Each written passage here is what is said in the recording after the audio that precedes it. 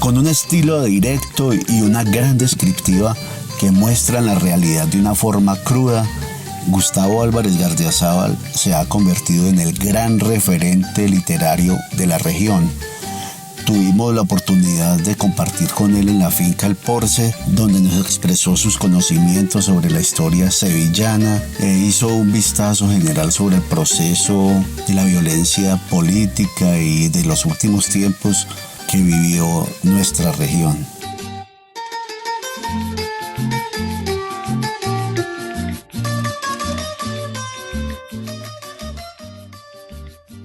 Esta es una grabación con Gustavo Álvarez Gardiazabal el 21 de diciembre del 2018 en su finca El Porce, a orillas de la carretera Panorama.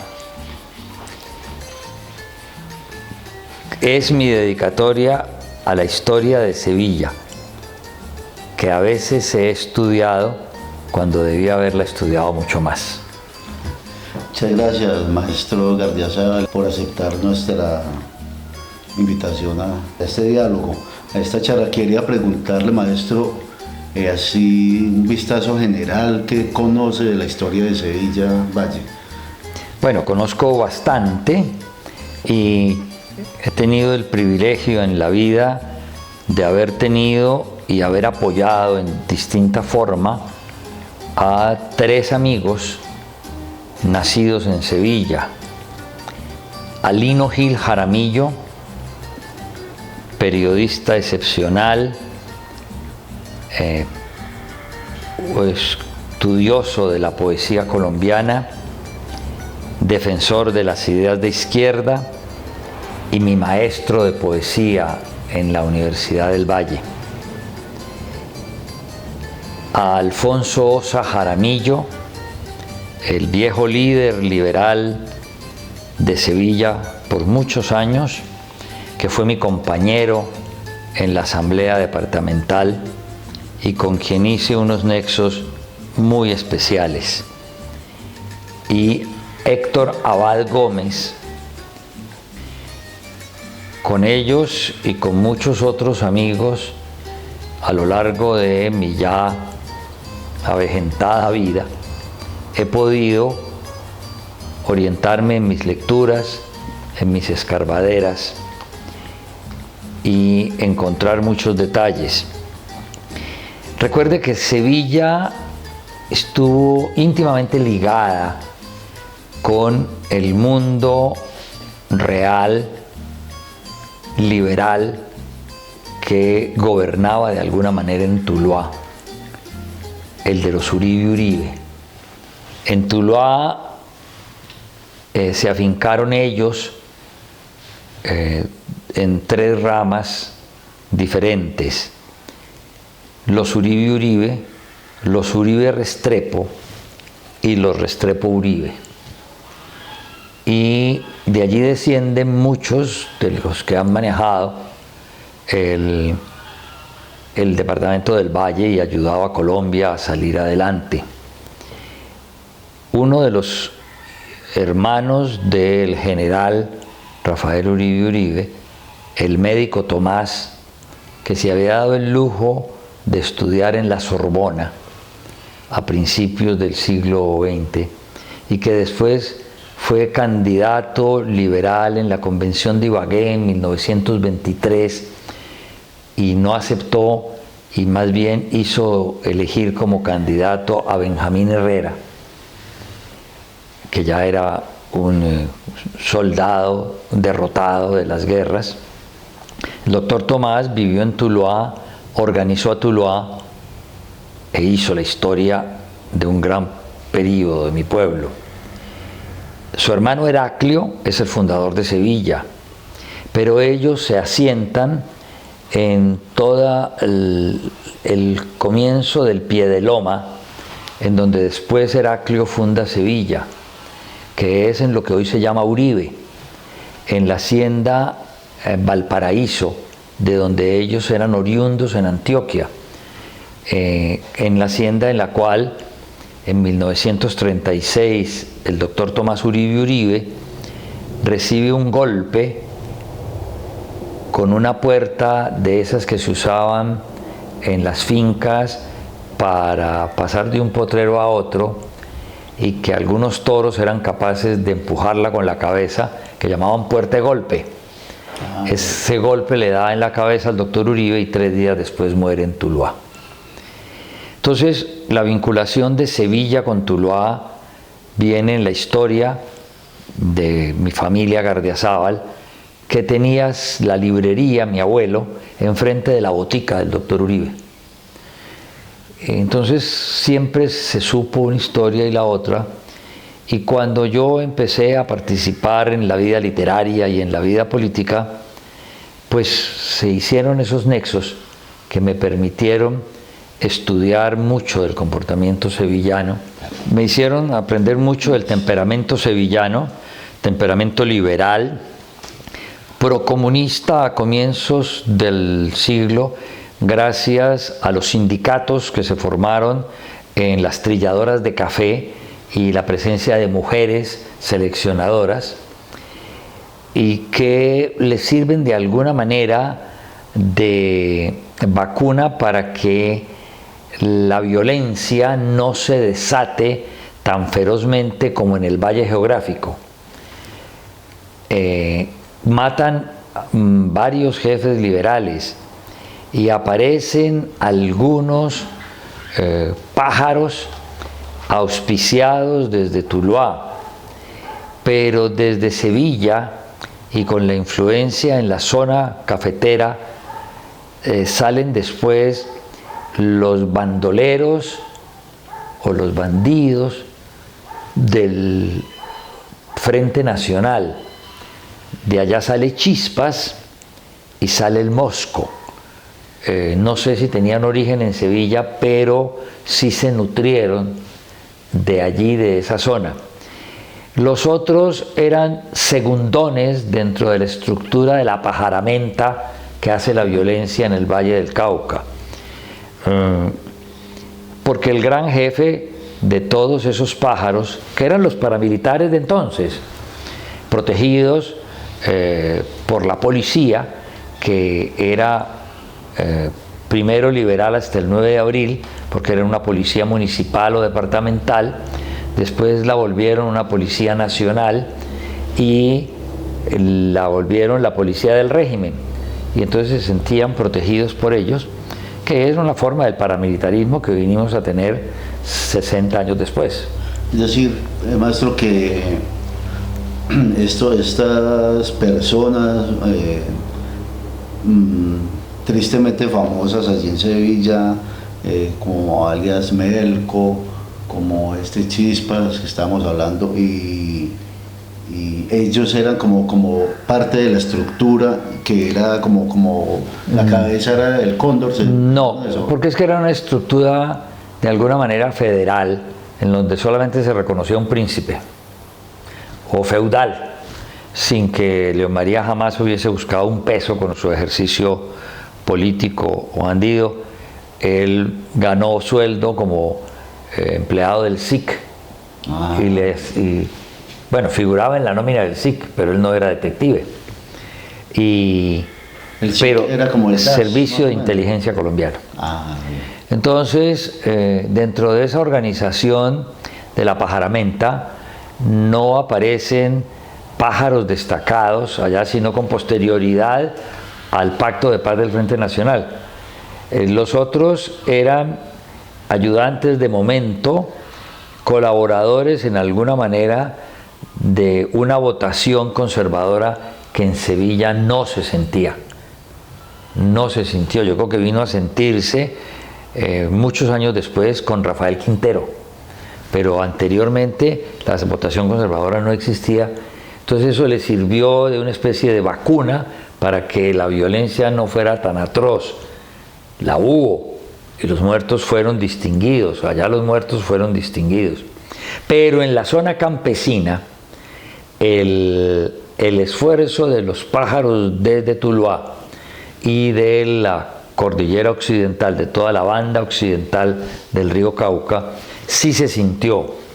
Y pues a pocos kilómetros del casco urbano, San Antonio es un epicentro de violencia, y toda la vega del río Galagrande hasta Barragán hace parte, o la Bolsa, que es el más arriba, hace parte de esa guerra que tenía relación comercial con Sevilla. Entonces la violencia se sentía porque los campesinos de Alegrías, los campesinos de los Osos, los campesinos de Cebollal, los de el otro donde vivió Ospina mucho tiempo, el guerrillero.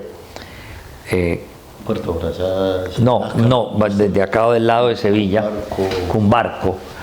Todos mercaban en Sevilla, no mercaban en Tuluá. Algunos bajaban a mercar a Ceilán, y es desde Ceilán donde se va produciendo ese crecimiento de la violencia. Recuerde que Ceilán lo queman, creo que en agosto de 1949, y lo queman los conservadores de Tuluá, que subieron la gasolina en volquetas del municipio para poder incendiar el pueblo y matar a los que tenían que matar. Pero después se lo van a tomar a Ceilán las guerrillas, y después se lo van a tomar los paramilitares. Es lo mismo que pasa con Barragán en la montaña alta. Aunque los paras eran endémicos, como los helenos, es decir, no subían más allá de los 2000 metros de altura. Ya 2000 era mucho frío, porque recuerde que los paras estaban nutridos fundamentalmente por costeños. Los paras empiezan su organización en esa montaña desde Sevilla. En mi último libro, Las guerras de Tuluá, hay un capítulo dedicado a la segunda masacre de Barragán, organizada por quienes trajeron a los paras a Sevilla, y por un tipo que había allí en Sevilla, que es el que los sube y va anunciando, porque es una carretera, si usted se para en Alegrías o arriba en La Unión, oye cómo va subiendo por carretera abajo, va subiendo el carro que va a ir y se demora hora y media. Entonces, toda esa batalla se dio también en la violencia del 48 al 58. Con posterioridad se dan los movimientos del Mosco y de Chispas. Chispas se pasa a Ronces y al Tolima. El Mosco se pasa a la cordillera occidental y ambos los matan.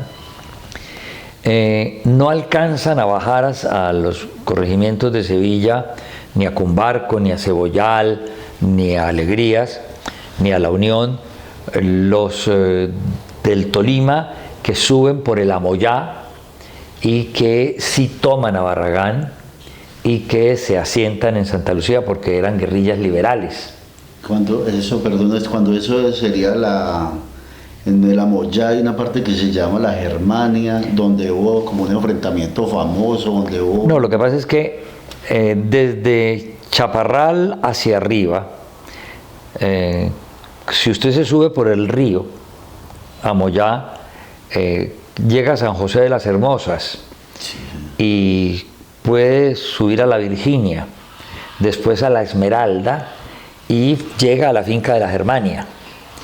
Entonces por allí subió Mariachi, por allí subió Tarzán, que eran los jefes bandoleros que duraron después del Frente Nacional todavía, y ellos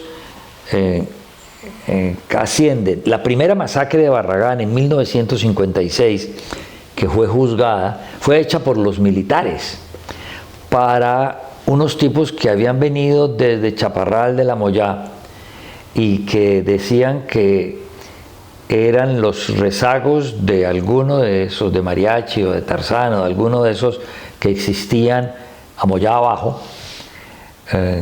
Los latifundistas de Barragán los acusaron ante el batallón del ejército que estaba destacado en Barragán, y un capitán Bernal, que mandaba el grupo, comete esa atrocidad. Primero, en ese frío de Barragán, los desnudan, los marcan en el pecho con el hierro del latifundista que dijo que le habían robado el ganado, y después delante de su mujer y sus hijos los masacran y les hacen primero abrir la tumba para que caigan allí los cadáveres. Esa historia se viene a conocer 1 o 2 años después porque el padre Luis Enrique Sendoya, que era de Caicedonia, había sido párroco en Caicedonia, era un poeta muy reconocido, que fue también mi profesor en la Universidad del Valle, que después termina su vida retirándose del sacerdocio y siendo presidente mundial de las Sociedades Bíblicas Unidas, cuenta la historia de esos campesinos de Barragán y obliga a la justicia en el año 57, 58 a hacer un juicio a esos militares. Y allí es donde yo me he enterado en detalle de cómo los soldados cometen esa atrocidad. Es la primera masacre de Barragán.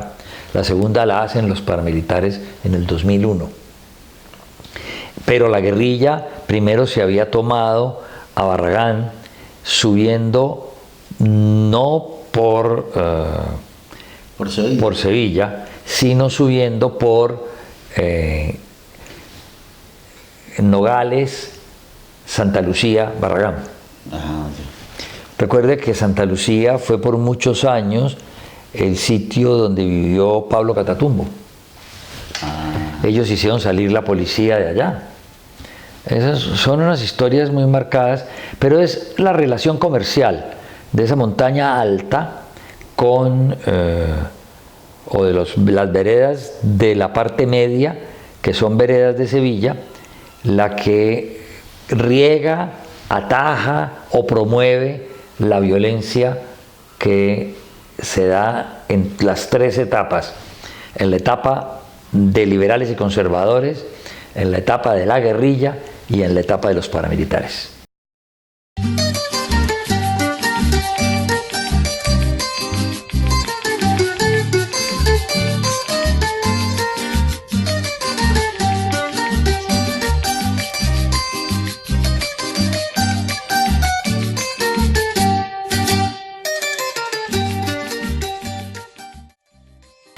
Quería preguntarles, detrás de cámaras estábamos hablando que había una particularidad con estos pueblos fundados en esa época liberales, y que eran liberales derrotados, y que había 2 pueblos al lado de un pueblo liberal fundaban un pueblito conservador. Sí, eso fue muy común porque el país durante todo el periodo entre la Patria Boba y la Guerra de los 1000 días actuó en una bipolaridad total que siempre la ha seguido buscando, que hace parte de la cultura judeocristiana, de lo bueno y lo malo, del blanco y el negro, y eso lleva a unos enfrentamientos. Y cuando los liberales fueron derrotados en las zonas de Santander, que excedió la Gran Guerra, Boyacá, y empezó el éxodo de los derrotados de la Guerra de los 1000 días y el crecimiento conservador de Antioquia, los liberales de todas esas zonas vinieron a ser buena parte de la colonización antioqueña. La primera había sido conservadora, que es la que se da, por ejemplo, en Manizales, y tenía como punto intermedio a Abejorral. La liberal, que es la que se da en el Quindío y en Pereira, tenía como punto intermedio a La Unión, después de Sonsón. Ya. Entonces, todas esas vertientes se dieron de distinta manera y aumentaron los enfrentamientos. Y geográficamente había pueblos liberales y pueblos conservadores. En el caso de Sevilla, pues a un pueblo tan liberal desde comienzos, fundado por un hermano de Uribe, pues había que fundarle un conservador, y se patrocinó a Caicedonia, que finalmente era de la concesión Burila. Correcto. Y así lo mismo Barragán, Santa Lucía. Barragán, Santa Lucía, y lo mismo era en Río Frío, Trujillo. ¿Verdad? Entonces Tuluá ¿cuánto tenía también? En Tuluá no, porque Tuluá ha sido y deberá seguir siendo el epicentro de todos los conflictos y de todos los proveedores de los conflictos. En Tuluá todos los que han hecho la guerra se han nutrido económicamente, que no le pasó a Sevilla. Por eso en Sevilla solo se nutrían los de sus veredas, y las veredas a donde tocaba la ola de la guerra era lo que transmitía la guerra a Sevilla. En Tuluá no, en Tuluá, en cualquiera de las tres guerras siempre se nutrieron aquí todas las partes. La guerrilla liberal que existió en Monteloro, Santa Lucía y esa margen derecha del río Tuluá se nutría en Tuluá. Pero allá se encontraban también los conservadores de la Marina, en la otra vereda de Tuluá, que era conservadora total, cerca a Monteloro. Ya. Entonces siempre se daban esos dos polos para buscar situaciones. Le quería preguntar también, ¿por qué cree usted que todos estos conflictos históricamente de violencia política terminan muchas veces convertidos ya como en tradición oral? O sea, se convierten como mitos, que esos bandoleros se convierten como unos tipos guapos. Porque el gobierno nunca dejó que se dijera la verdad. Existió la censura de prensa permanentemente. Por eso se dan entre 1948 y 1970 casi 70 novelas sobre la violencia. Yo hice mi tesis de grado sobre ella, sobre esas novelas, para graduarme en la Universidad del Valle en Letras. Y era porque, como no se podía contar en el periódico, no se podía contar por la radio, entonces había que escribir las novelas. De la misma manera como los dueños del poder económico finalmente terminaron siendo dueños de los medios, entonces las verdaderas historias las contaba el gobernante o las contaba el rico que había perdido. Recuerde que la historia la escriben los vencedores, las novelas las escribimos los perdedores. Y los mitos se dan sobre la base de la posibilidad del misterio. Nunca supimos de verdad cómo había sido lo de Pablo Escobar, y hoy es un mito universal. Nosotros siempre nos dijeron que Laureano Gómez era muy malo, que era el monstruo, que era terrible, y sobre eso se construyó la animadversión liberal conservadora. Pero siempre nos dijeron que Alberto Lleras era un tipo muy capaz, fue el que hizo la paz con Laureano y en un año organizó el país de presidente. Entonces se volvió un mito, pero como no era malo, se pierde en la historia. Ya. Los malos sobreviven.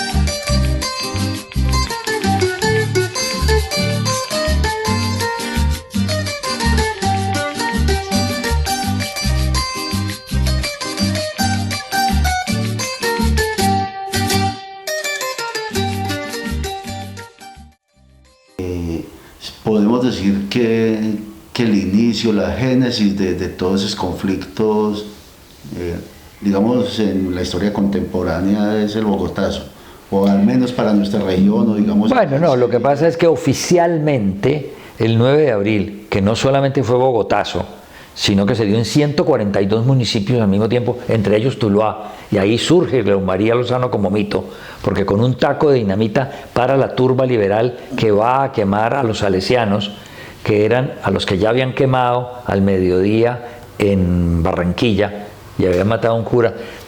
Recuerde que se queman 11 iglesias el 9 de abril, eso no se cuenta sino el Bogotazo. Porque es la historia centralista de este país, pero fueron 142. Además, en lo que ha habido es lo que dice la hija de Gaitán, un memoricidio. Hay un esfuerzo mayúsculo porque no se cuente ni siquiera del pasado la verdadera memoria. Yeah. Entonces nos toca a novelistas como yo contar unas historias que trascienden la historia oficial y que recogen la necesidad de mitificar el misterio que se tuvo sobre esos episodios. Bueno, entonces habíamos hablado que León María Lozano, digamos que de alguna forma hacía parte de esa policía como de inteligencia, ¿cierto? No, ese era el sueldo. A él le llegaba esa plata, 500 pesos mensuales. Le pagaban, aparecía en nómina. Como han aparecido toda la vida las corbatas. Gente que nunca fue a trabajar y siempre apareció en nómina. Él aparecía en esa nómina. Pero él ejercía el mandato conservador y lo ejerció solamente por 8 años. A él lo matan en 1956. Y él, durante esos 8 años, ese mandato conservador lo lleva a ser no solo el jefe de los pájaros, por eso lo llaman el cóndor, ¿ya? Sino que lo lleva a tener la suficiente influencia para llegar al Palacio de San Francisco, que era la antigua gobernación del Valle, y entrar al despacho del gobernador sin cita. Así lo hizo en el despacho de Carlos Sardi Garcés. Me lo contaba Humberto González Narváez, que era el secretario de gobierno de Carlos Sardi. Y de la misma manera, él iba al tribunal de Buga a pedir que a fulano de tal no lo jodieran, que no le abrieran proceso. Así la verdad. Y es la historia en la cual él, la única vez que se sabe que fue a Sevilla, fue a pedir que le liberaran a una gente de la cárcel. Y no era pedir, él la sacaba. A ordenar, más bien. ¿Y él tenía alguna relación con Rojas Pinilla? Sí, claro, porque Rojas Pinilla llega en 1953, el 13 de junio, da el golpe de Estado y lo hace apoyado por los conservadores ospinistas. León María era conservador laurianista, pero obviamente necesitaba continuar en el gobierno y el SIC era del gobierno. Entonces él se vuelve Rojas Pinillista, amparado en la presencia de Ospina Pérez en la Asamblea Nacional Constituyente. Rojas Pinilla le rinde homenaje público, le entrega una condecoración y hay una famosa fotografía en el aeropuerto Farfán de Tuluá donde está Rojas Pinilla al lado de León María. Ahora hay un bisnieto de León María que está haciendo una tesis de grado sobre la evolución política de su bisabuelo. Aquí estuvo conversando conmigo, muy interesante.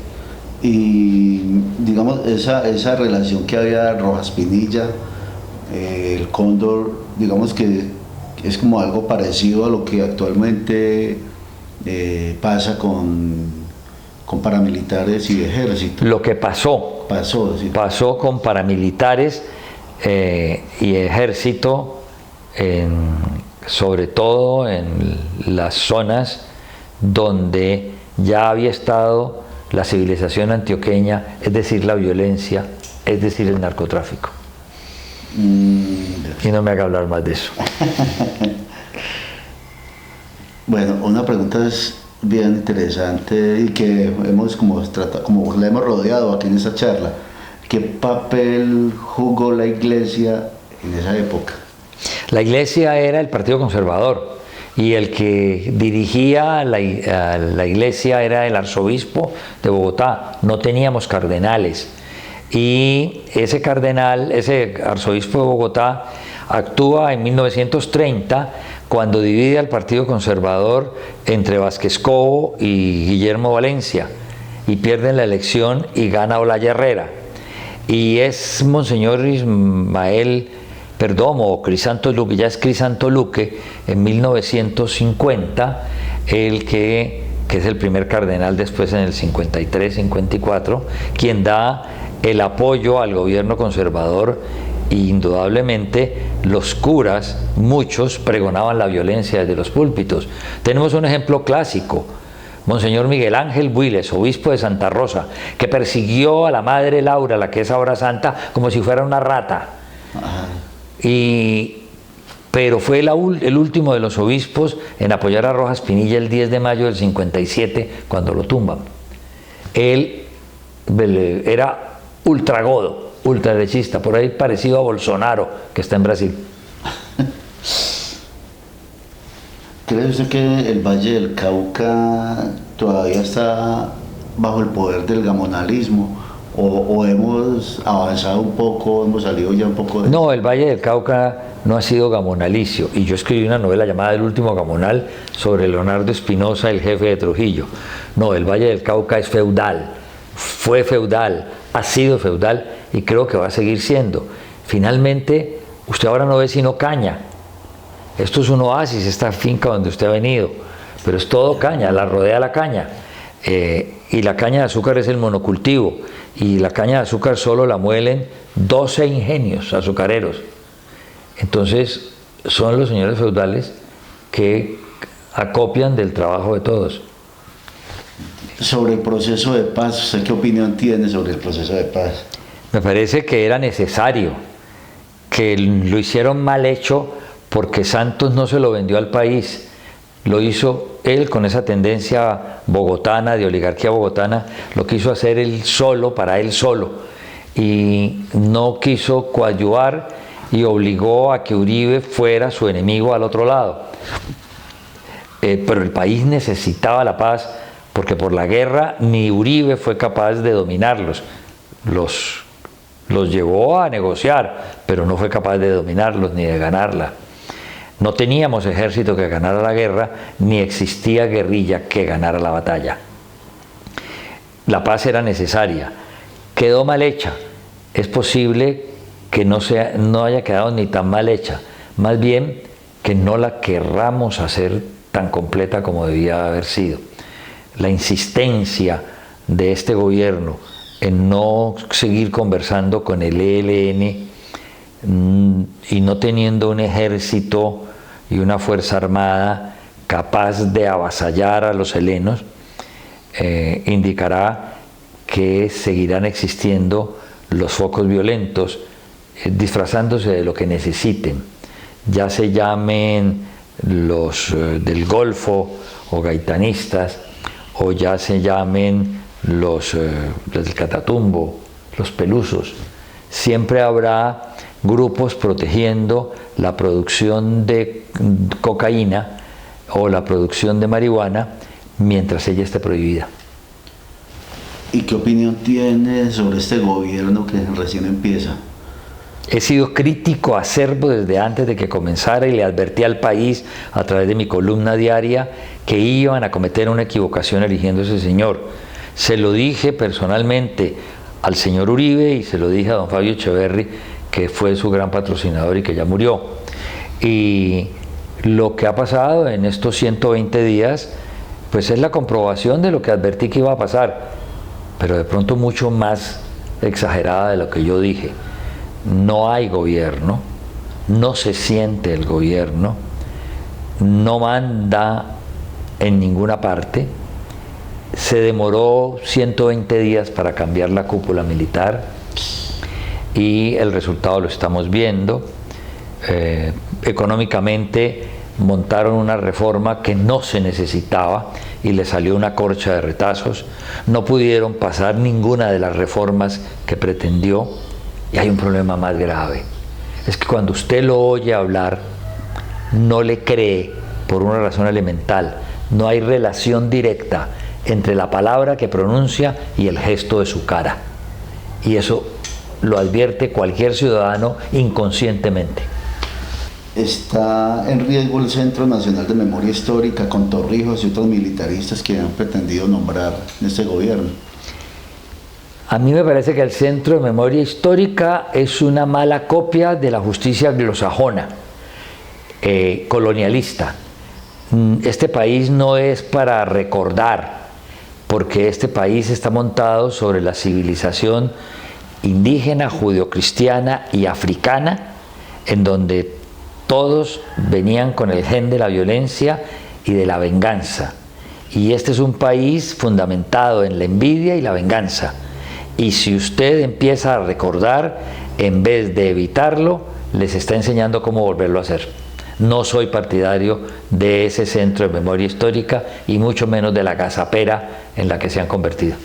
Bueno, la defensa de los territorios y la reclamación de derechos humanos son satanizadas por el Estado. Todos los días asesinan líderes sociales. ¿Será una nueva política de Estado eso es? No, eso no es política de Estado. ¿O será pronto por desprestigiar? No, esos son políticas automáticas del pueblo colombiano a lo largo de toda su historia. Este país nunca ha querido que lo dirijan los pobres, nunca ha querido que lo dirijan los que no están educados, y a los pobres que los educan generalmente los matan. Muchísimas gracias, maestro. Bueno, un cordial saludo a todos los televidentes, video oyentes que desde Sevilla me puedan estar viendo. Algún día volveré.